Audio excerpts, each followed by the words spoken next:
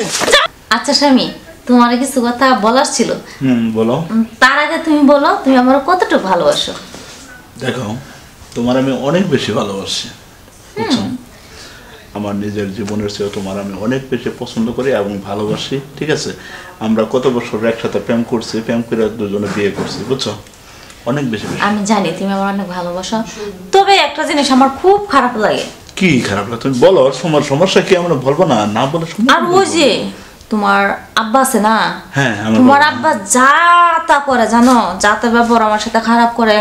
আমি যে গোসল করতে যাই এমনি যায় চুকি পারে, এমনি যায় চুকি পারে। আমি যখন খাইতে যাই তখন দেখে আমি যদি মনে করো মাথা চুল আশ্রয় কাপড় ঠিক করি, দরজা দেওয়া জামা দেওয়া চুকি পারে। তোমার আব্বা মানে এত পাজি কোয়ার মতন না, বুঝছো?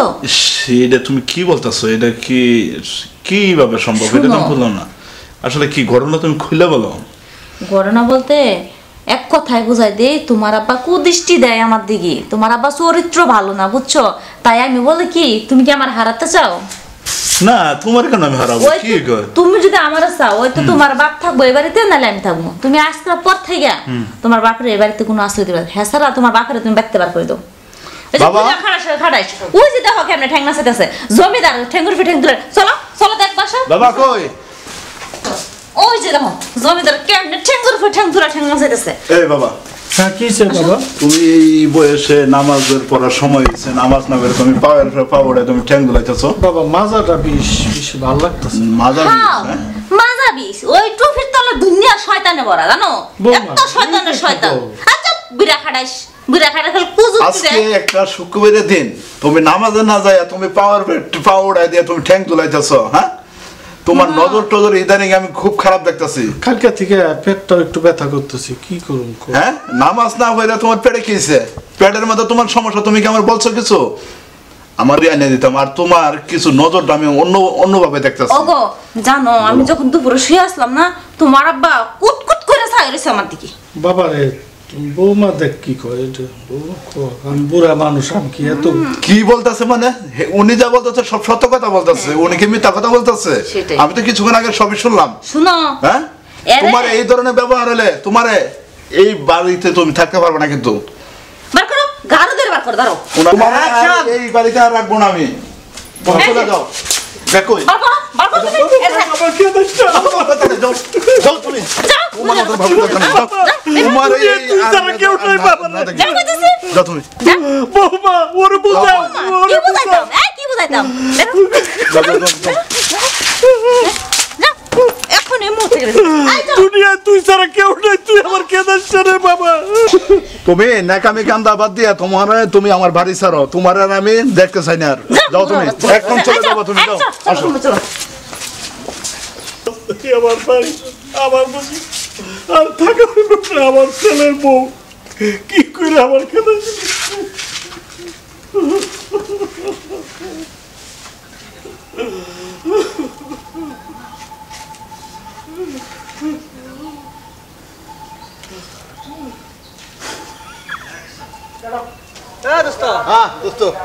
তাহলে কি আজকে কি যাবি না? তাহলে চলো বাবা আমার কয়েকটা টাকা সাহায্য কুকার জ্বালায় বাঁচলাম না, যে দিক দিয়ে গেলে রাস্তা খালি এমন বলতে কেউ নেই বাবা, তোমরা একটু দিবা। এই ফোন এগুলো কোয়া লাগে না, বুঝছো? আল্লাহ কারে কখন কোন ভাবে রাখে বলা যায় না। যা আছে ভিক্ষুকের জায়গায় জায়গায় ভিক্ষুক। বিসমিল্লাহির রহমানির রহিম দিয়া এটা কোয়া লাগে না রে ভাই। আরে এটা রবির বাপ না, আমার তা লই না। তুমি আমি তো চিনলাম না। আরে আপনার এই অবস্থা কেন? করবেন না কাছে বাবা, আপনার তো এই অবস্থা হওয়ার কথা না। আমি 6 মাস ধরে আমার ছেলে আমার বাড়ি থেকে বাইর করে দিছে। পুতের মোর কত না। ছেলে কোথায় আছে এখন? ছেলের খবর আমি আমার বাড়ি থেকে বাইর করে। আরে লোকটার পরিস্থিতি আমার তো খুব খারাপ লাগতেছে। এই অবস্থা, তাহলে বাড়ির দিকে চলেন। বাবা আমার বউ করবাই না, আমি কই যাবো? রবি কোথায় আছে? চলেন বাড়ির দিকে চলেন দি। বাবা ওটা বাড়ি যাবো, বাড়ির দিকে চলেন। চলো চলেন দি। রবি আমার ডাক্তার নাকি এই তাহলে আসেন না এবার যাব না বাবা আসেন না যাব না বাবা এবারে আমি দেখো তো কি ডাকে এই আসো তো দেখি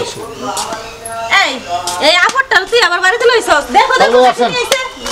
না রে বাবা এই রবি জি এই যে এই পরিস্থিতি কেন এই লোকের শার্ট সিরা ঠিক আছে বিকার তালি হাতে একদম উচিত কাম হইছে বিকার খালি ওর জন্য একমাত্র এই থামো তোমারও তো বাপ আছে তোমার বাপ কি একদিন বৃদ্ধ হবে না তোমার বাপেরও তো এই পরিস্থিতি হতে পারে কত কম বলো এই রবি এই অবস্থা কেন